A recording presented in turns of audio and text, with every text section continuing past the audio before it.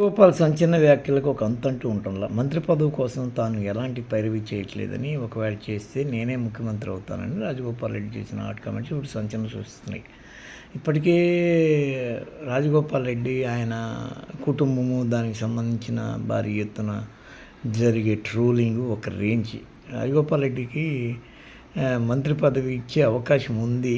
ఎందుకంటే ఇంకా కొన్ని మంత్రి పదవులు విస్తరణలో ఇవ్వాల్సి ఉంది. రేపో మాపో అని చెప్పి అంటూ ఉన్నారు.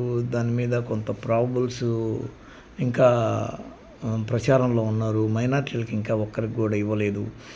ఇప్పటికే 5-6 మంది రెడ్లు ఉన్నారు, 4-5 అనుకుంటా. కోమటిరెడ్డి, ఉత్తమ్ కుమార్ రెడ్డి, పోతే రేవంత్ రెడ్డి, పొంగులేటి, ఇట్లాగా 4.